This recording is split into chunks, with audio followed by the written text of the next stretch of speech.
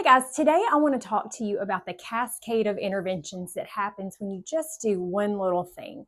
And that little thing is simply walk into a hospital to give birth. Now, some of you will say, oh, I want to give birth at a hospital. I want to have a natural birth, but I want to give birth at a hospital.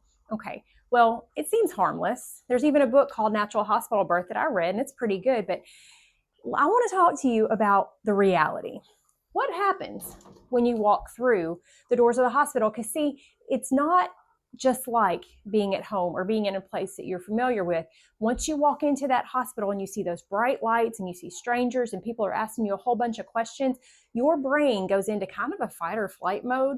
And it's like, y'all, this is not a safe place to give birth. So what happens when you go into a hospital and you get put on the monitor and they see that your contractions aren't happening as often as they want them to be?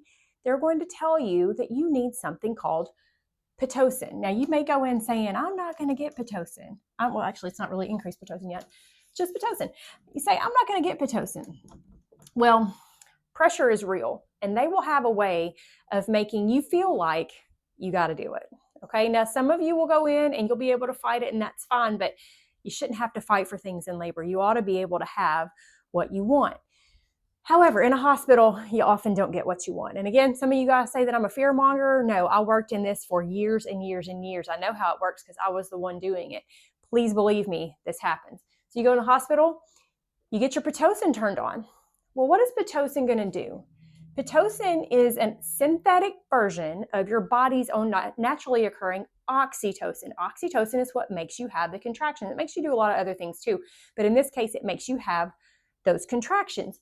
But Pitocin makes you have contractions that are longer, stronger, and closer together than they normally would be. So normally there's kind of a nice slow pattern of labor that slowly progresses with time.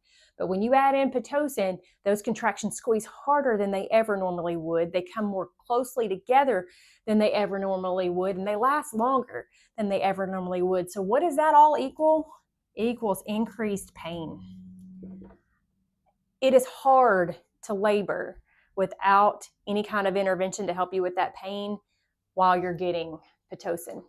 It just hurts too bad. So what happens next? You either get pain medicine, or eventually, even if you decide you're just going to get pain medicine, it will wear off, and most likely you will eventually get that epidural. All right?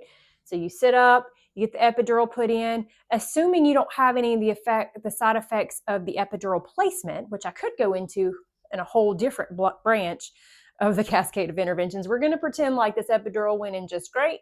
There weren't any problems at all, at least not with the placement. So now you're laid back down and you can't really move. They'll be moving you side to side, but maybe they put you on a side that's just, the baby just doesn't really like it very much. Maybe the cord's getting a little compressed or whatever. And before you know it, on the monitor, you have a little bit of fetal distress. Maybe the tracings looked great all throughout, but now you're seeing funny little dips and you're thinking, oh no, something's wrong. You got nurses all around you. You got the doctor coming in and different things. So what happens next? When you have fetal distress, they're going to cut off that Pitocin because they realize that those contractions are what's causing the problem. They're going to maybe put some oxygen on you. They're going to maybe increase your IV fluids. They're going to move you, because they also know that that movement helps, but they've put you in a position where you can't move. So they'll be flipping you back and forth and doing all these things for a while. And hopefully your baby's heart rate will get back up to normal. Okay? If it doesn't, this point will become a C-section. If it gets better, then eventually they're going to go back and turn that pit back up. And then hopefully none of this stuff will happen again. But guess what? Oftentimes it does.